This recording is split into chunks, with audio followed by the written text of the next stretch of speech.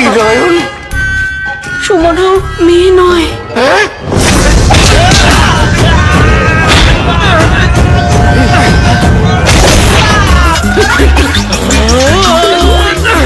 কি বলেছি? এই দেখো, ওই দুটো মেয়ে সেজেছিল।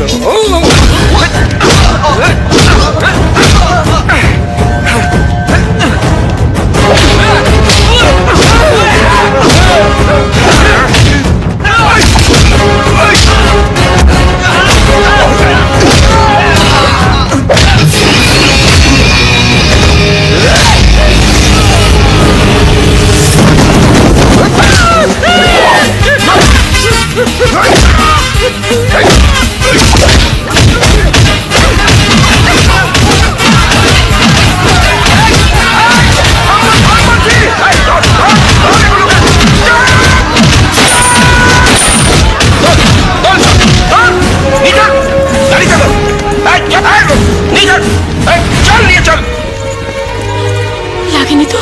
তোরাও চল শোনা, তোদের সব কটাকে আমি চিটিং কেসে অ্যারেস্ট করলাম। থামো, দাঁড়ান দাঁড়ান অফিসার।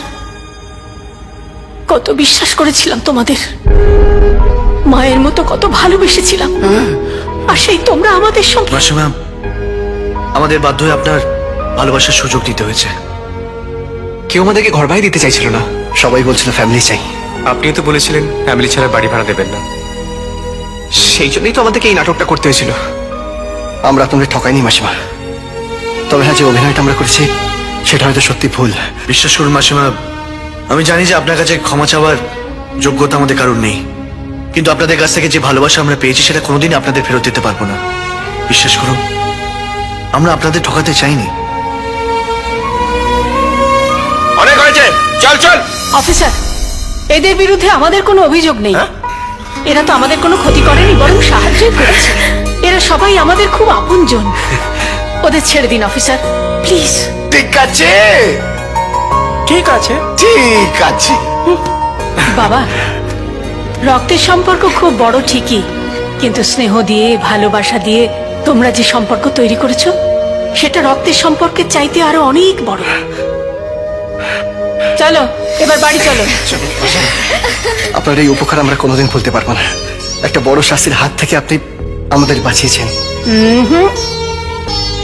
বাঁচনি, তার চাইতে অনেক বড় শাস্তি তোমাদের জন্য অপেক্ষা করছে।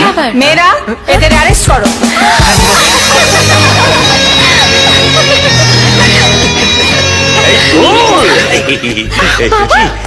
যা, তোকে আমি ক্ষমা করে দিলাম। এখন থেকে তুই আমার নাটকের হিরো। আমি আপনার নাটকের হিরো হতে পারবো না, আমি হলাম এখন ফিল্মের হিরো।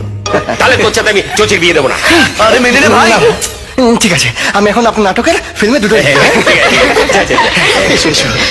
খুব জোর বেঁচে গেছিস ভাই। চ চ চ